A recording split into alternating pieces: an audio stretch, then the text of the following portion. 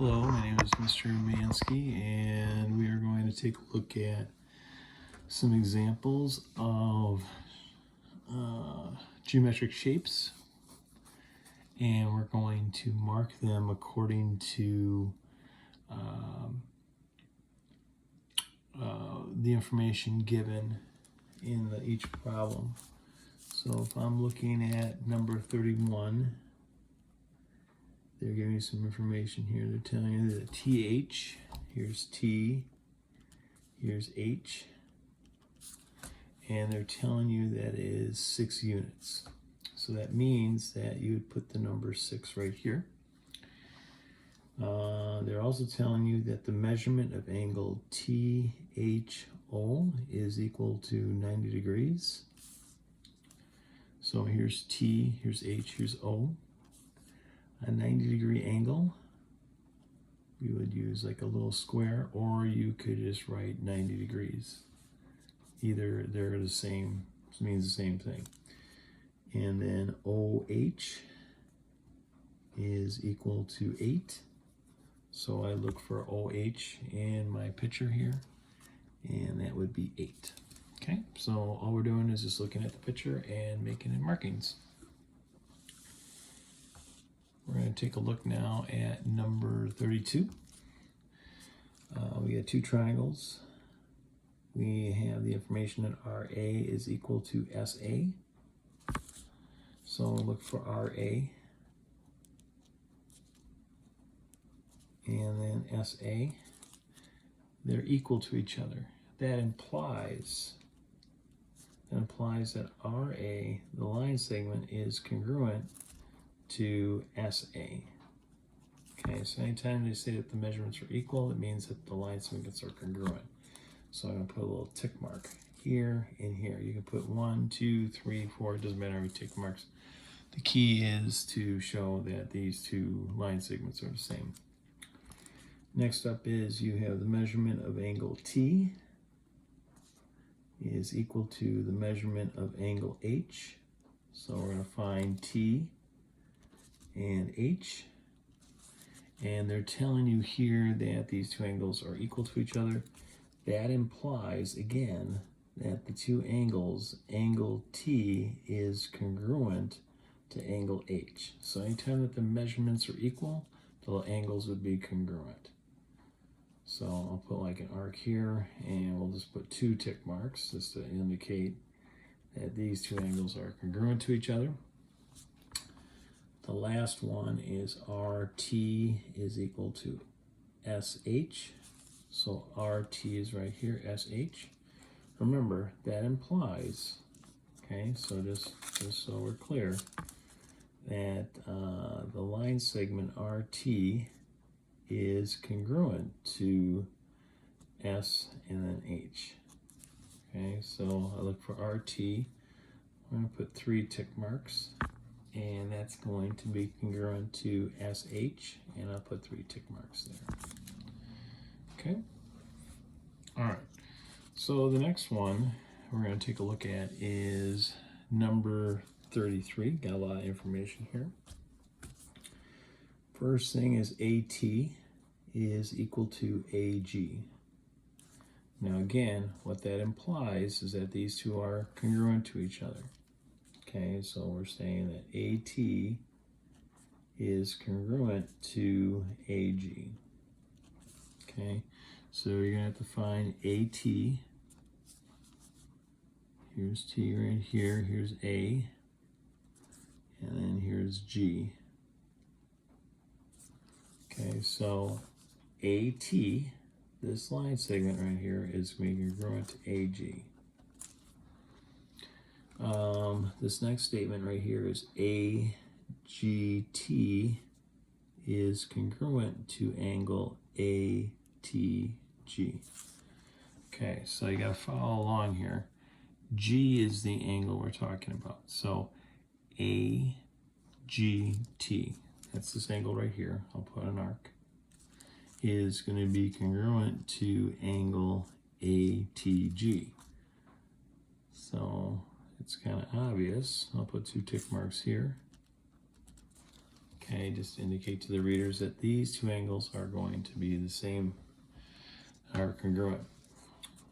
Down here we got AI is equal to AN.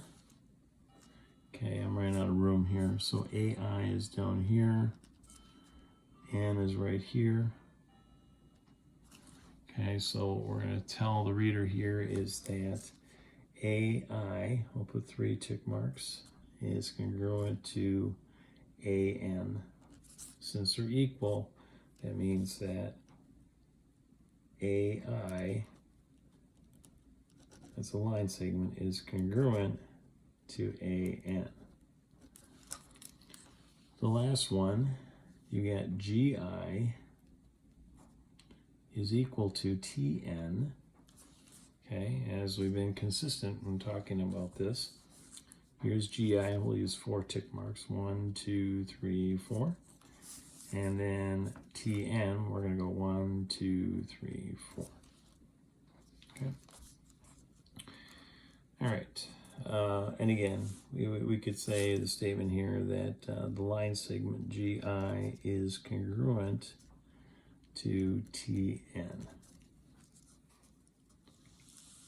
All right, so let's take a look at number 34. Again, here's the information here. You got BW and is congruent to TI. Okay, so I'll look for BW. Here's B, here's W, and then here's T, and here's I. If these line segments are congruent, that means that their measurements are equal to each other. We got an angle here. Okay, the angle is WBT is congruent to angle ITB. So WBT, that's this angle right here. I'll put 2 tick marks here. Is going to be congruent to ITB. So we'll put like an arc here and then 2 marks. Here you have WO is congruent to IO. Okay, WO, here's O right here. We'll use 3 markings here. Okay, so WO is going to be congruent to IO. So I'll put 3 marks here. All right, last one. You got angle BWO is congruent to angle TIO. Okay, BWO, it's this angle right here. So I'm going to use, I'm running out of room here, so I'm just going to do something like this. I'm just going to do 1 tick mark. Okay, so this angle here, W, the key is the W is going to be congruent to the I, so I'll put an arc here and then 1. Okay, and now I've marked the 2 shapes. Okay, all right, so we're going to take a look at the last 2. Okay, mark each figure with all the congruent, with all the given information. So what we're going to do here is we're going to look at angle ADB. So ADB is going to be 90 degrees. Now you can write the number 90 here, or you could put a little square. Either one is fine. Now this next statement here is saying that AD is equal to BD. So AD is this segment right here, and DB, AD, and BD, these 2 line segments are congruent. Now remember, AD, the line segment, is congruent to line segment BD.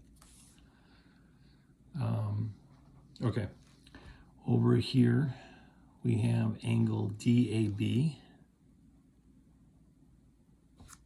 DAB. So DAB is going to be congruent to DBA. So I'm just going to put a small arc here. Again, limited on room. And I'm just going to put that these marks here are congruent. Okay, and that's all we had to do for that one. Okay, last one. Okay, we have the following. The first statement is measurement of angle RPQ. Let's find RPQ. This angle right here is 90 degrees. Now we either can put, remember, you can put a little square, okay, or you can put 90 degrees like we did with the last one. But this right here means that this is a 90 degree angle. Okay, so we did that. QR, here's QR, is going to be congruent to TZ. So this is a T right here. So I'm going to put one tick mark here, one tick mark here.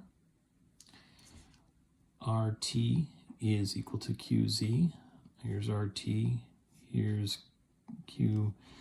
It's kind of deceiving here. Okay, we're talking about this line segment right here.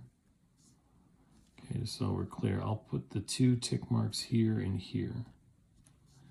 What we're saying is that RT is going to be congruent to TZ. Now again, that makes it a little confusing because of this part right here.